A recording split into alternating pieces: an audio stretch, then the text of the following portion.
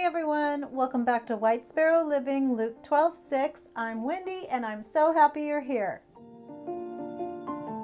Today I'm so excited to be getting to co-host the DIY Chic for Cheap Challenge hosted by my sweet friend Christi at Christi Creates. If this is your first time stopping by, welcome, and I hope you'll consider hitting that subscribe button down below as well as the little bell right next to it so that you can be notified every time I upload a brand new video. After you're done watching these projects, head on over to the playlist down below where you can see all of the DIY challenge participants create awesome home decor on a teeny tiny budget. If you like these projects, don't forget to give me a thumbs up, comment, let me know what you think. And now, without further ado, let's get started.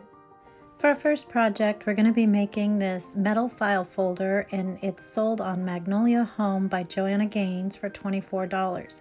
So I'm going to first start with a file folder from Dollar Tree, and these are made out of cardboard, and you first just put it together and fold it into this container. And then I'm going to paint the inside with my truffle chalk paint, and I'm going to mix that with some Waverly wax in antique. The only reason I did that was because I didn't have too much of the truffle, but it ended up having a really neat finish that looked almost exactly like the inspiration piece. So now I'm going to paint the outside with some chalk paint in the color plaster, and I gave this about 2.5 coats or so just to make sure that everything was covered. In the inspiration piece, it's much darker, but I decided that this would actually work with my decor, so I wanted to make it lighter. So now back to our inspiration piece. It's got these like welded spots on the front seams of the holder. So I'm just going to replicate that by taking some hot glue and making some squiggly lines with some bumps in it where I'll push a little bit more on the trigger to make those pop out a little more. And then I'm going to take my plaster and cover over it again with the paint. Now I'm going to go back in with that same mixture that I used for the inside of the box, and just using a dry brush technique, I'm going to go around the edges and the sides and go horizontally, kind of like the inspiration piece, and then just make the corners a little bit shadowy and shaded and super pretty and super rustic.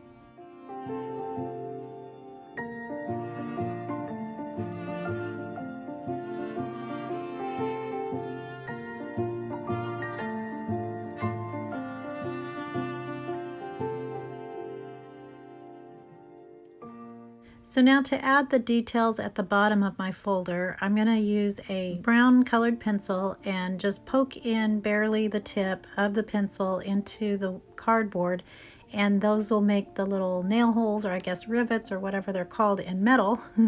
And then I'm going to take my Sharpie, and it's a fine tip, and just make those squiggly lines by hand. And I got them a little too straight, so I tried to make them a little more squiggly, but I think it really looks the same as the inspiration piece. So when I was doing these DIYs, I had a little technical glitch and lost a whole bunch of clips. So I'm actually making this folder, and there were a couple things in the future projects that I had to redo. One of them is making this Magnolia Home logo inside my box. And so what I did was I cut out some words that I printed off the computer, and then I'm going to use a ballpoint pen to make indentations where the letters are, and then I'll go back in with my gold pen and fill those in. But I don't have all the footage, so I'll give you more details on our next project. But here's a reminder of what our inspiration piece looks like, and here is our duped Magnolia Home metal file folder. And I think it turned out so pretty, and I love Joanna Gaines, and I love all things Farmhouse and Magnolia, and I just think that for $1, this would be a great way to store your magazines, or since everyone's in school at home, you could put some school books in there. In fact, that's what we'll be doing with Cadence's school books. So I really love how this turned out, and instead of paying $24, I only paid $1. Well, actually $2 because I had to make 2. But I hope you guys like this.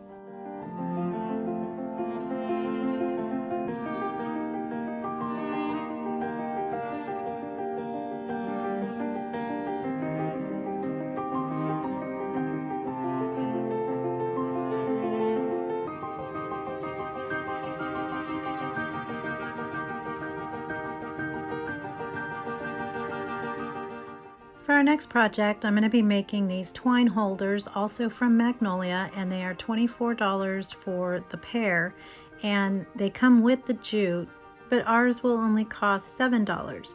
So I first started with a couple of round boxes, a couple of ring phone holders, and a set of labels.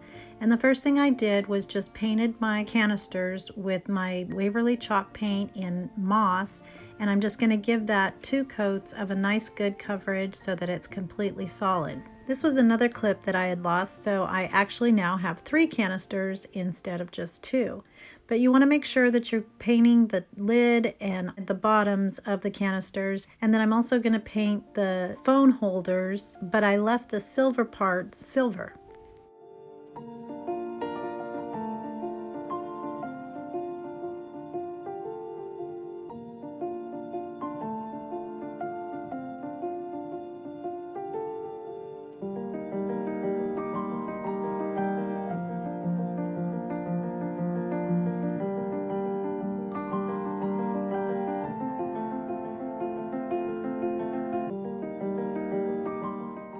So here's how I made my Magnolia home template. I cut those words apart and placed them on one sheet of paper and then taped them down. And my printer ink is running out, that's why it's a funny pink color. So one of the clips that I lost was where I took my pencil and rubbed it all over the back of the letters, and then when I placed it on top of my label, I went over it with a pen, and then the pencil stayed down. I was gonna go over it with a black Sharpie, but I really like the soft look of the label, and you'll see that later. So now on both of my lids, I'm going to take a pokey tool and poke a hole in there, and then I'm going to take my big fat nail that you guys see me use all the time. It's so useful, and I'm going to make that hole bigger so that I can fit the twine and the string into those holes. Then I'm going to hot glue my phone rings onto the front part of my lid. So here's another clip that I lost, and so that's why our label is blank, but I'm going to put that on my canister, and then I'm going to take a utility knife and put a little slit on both of the sides and then push in a brad, and then I'll open up those little flaps from the inside of my canister. And these would be really cute if you just wrote twine on them or string or whatever you're putting inside, but just to make this a dupe project, I did do the Magnolia home. And then I'm just going to put my twine inside and then feed the string through the hole, and then it's done.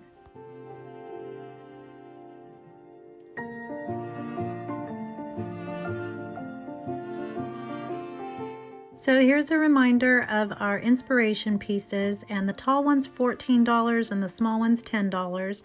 But these are not the exact same, but this might be one of my favorites of all time. I love the way they turned out, and now I actually have 3, so they'll be functional and match my craft room. And I got a free workout for my fruit of patience and forbearance in this process. But I absolutely love how these turned out, and I hope you like them too.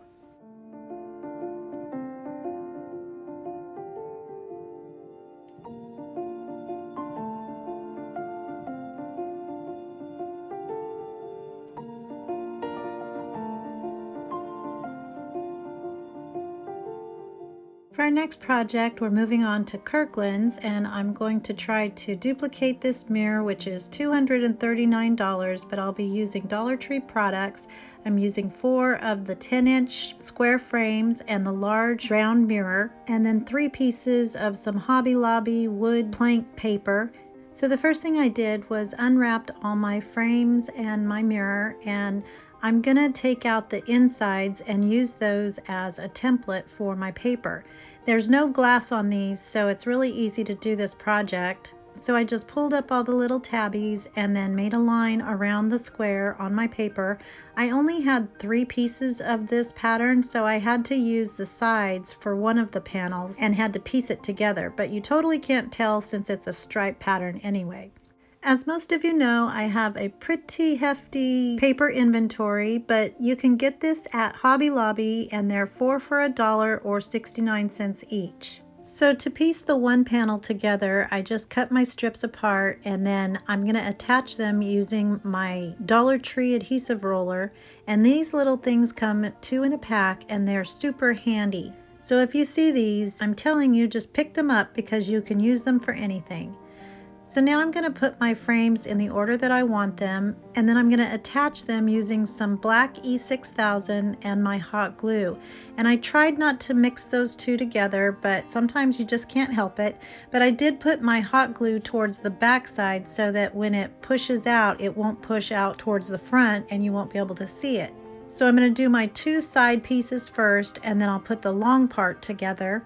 And then to give it some more support and stability, I'm going to use large craft sticks or popsicle sticks and hot glue those to the back.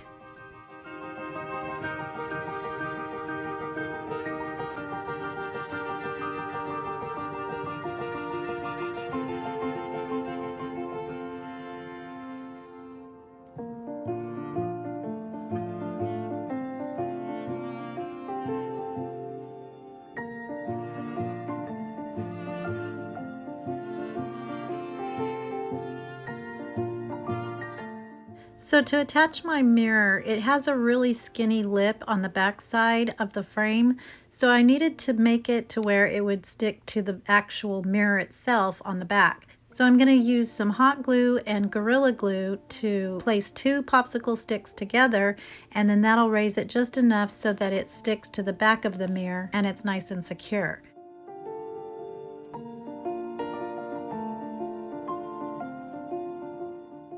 So here's a reminder of our Kirkland's inspiration piece, and here is our duped Dollar Tree $5 mirror. I was really excited to find this round mirror at the Dollar Tree because it's 9.5 inches, which is larger. The regular ones are 7.5 inches, so this worked perfectly for this project and the proportions were great. So this ends up being a 20-inch square piece, and the Kirkland's mirror is 32 inches, so it's a foot smaller, but we also saved big time bucks. But I think this is a super sweet dupe, and I hope you guys like it.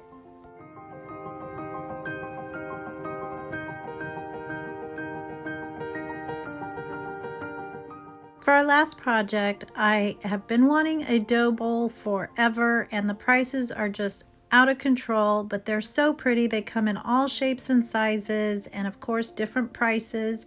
And so I wanted to see if I could duplicate one using Dollar Tree items, and I am so excited to show you guys how this one turns out.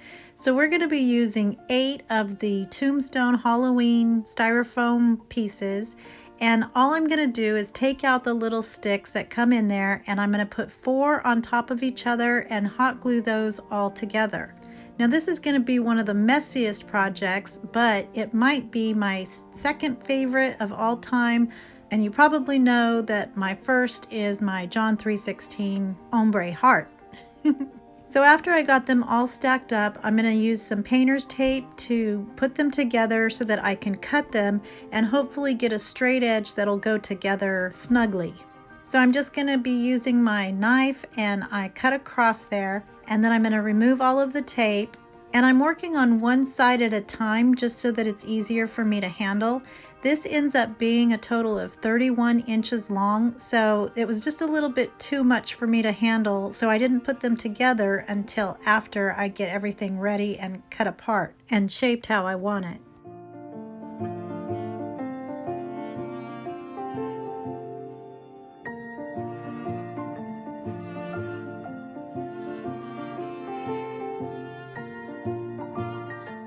So now I'm going to use a pencil to mark out the area that I want to hollow out to be the inside part of our bowl. And I did this with a utility knife and then just started making slices in it so that I could pull those out. So on my first side, I went down 3 levels, and I really shouldn't have done that. I should have only done 2. So what you can do to avoid this problem is face all of your tombstones facing down. So the creepy part is facing down, and then you'll have a flat surface once you hit that 3rd level, if you want it that deep. I didn't want it really quite that deep. So in order to make that bottom flat again, I took a piece out of my other one when I pulled those out and turned it upside down and placed it into my first one so that I'd have a flat bottom, if that makes sense. You know, I always put my mistakes into my videos just because I think you guys should see workarounds or the way the process goes. But let me know in the comments below if you would rather I take those out and just show you the right way to do it. Because I have left some things out before and then I'll get comments asking why I didn't do something. So I don't know. You guys just let me know. So once I get both sides to the right depth, I'm going to take some scrap poster board and use some more of my painter's tape to make my sides taper in like the dough bowls do. And then I'll take both sides outside and then using a big kitchen knife, I'm just going to go through my styrofoam, and it's a little tough some places because there's a lot of hot glue in there. But I just use my muscles and get all the way through that. And it's kind of like cutting bread. So I guess if you just do smaller pieces at a time, it makes it a little bit easier. And you don't take off too much because you can always take off more. And it'd be a little difficult to put it back. And like I said, this is a super messy process the whole way through. But I think it's so worth it in the end.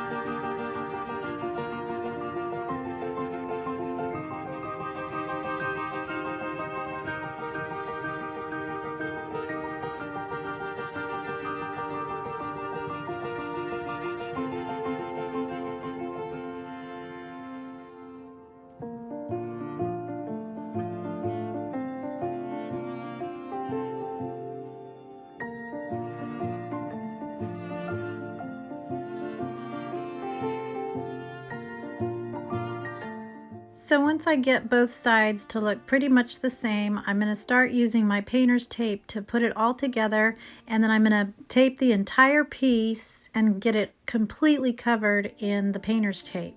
So one of the things about these dough bowls is that they're hand carved out of wood, so it's got lots of imperfections and it's handmade. And imperfection is my middle name, so that's why I even tried this.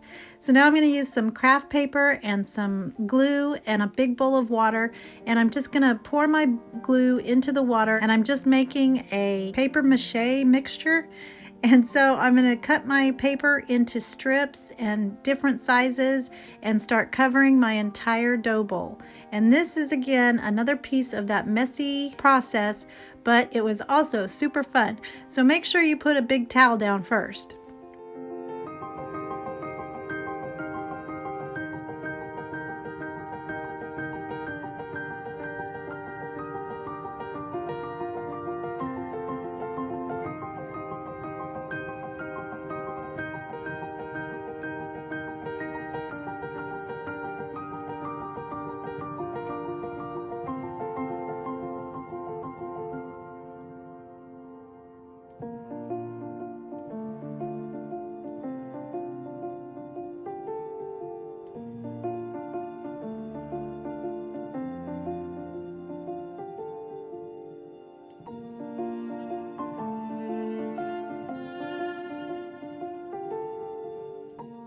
So once my paper was semi-dry, I took some Mod Podge and generously covered the entire dough bowl. And then I put it under a fan to let that dry, and then turned it over and did the bottom side as well.